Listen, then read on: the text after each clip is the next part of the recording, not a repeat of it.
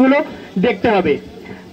তারপরে তার blood circulation ঠিকঠাক চলছে কিনা, পূর্ণাঙ্গ আহত ব্যক্তি ধরে নি ঠিক আছে কিনা সেটা দেখছে, এবং শ্বাস প্রশ্বাস চলছে কিনা সেটা দেখছেন।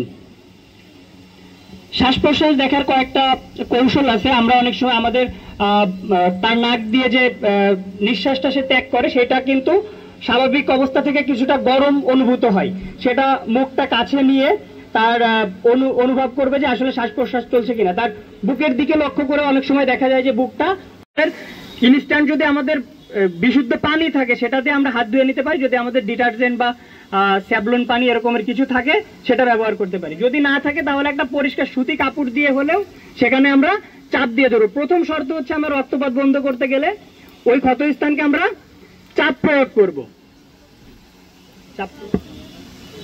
এবং চাপ প্রয়োগ করে কিছু সময় আমরা ধরে রাখবো, এবং ওই ক্ষতস্থানটাকে আমরা হৃৎপিণ্ডের উপরে ধরার চেষ্টা করব। ক্ষতস্থানটা যদি হাত হয় তাহলে হৃৎপিণ্ডের উপরে তুলতে আমাদের জন্য সুবিধা হবে, কারণ আমরা করি বা স্বাভাবিক অবস্থায় থাকে না, তখন ওকে উৎসাহিত করতে হবে। এমন কিছু না যে সে ঘাবড়ে।